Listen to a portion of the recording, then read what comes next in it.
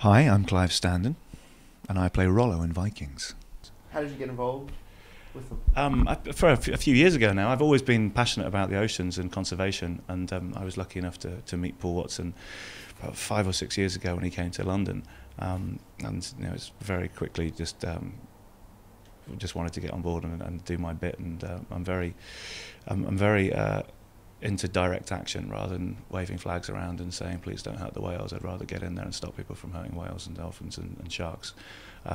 So yes, Sea Shepherd is exactly what it says on the tin, very much like Vikings. That's exactly right.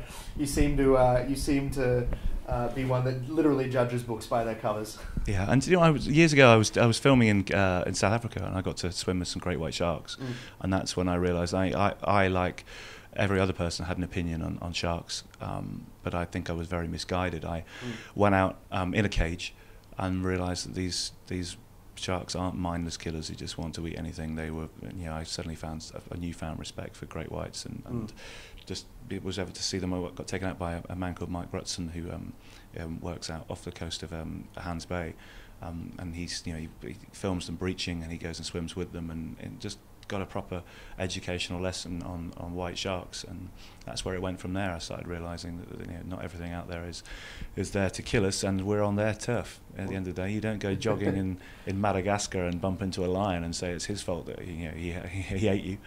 And the ocean's no different. Although I imagine when you first went in the water, you would have been shitting your pants a little bit. Oh yeah, well you should always be aware. I mean, you are, like you said, you're on their turf, so to speak. Or there is no turf in the ocean, but but yeah, you're in their area, and you've got to keep a friendly eye on what's around you as well. You'd be silly to just kind of like start diving around and thinking you own the ocean, which is the typical human being's way of you think we own everything. That's unfortunately true.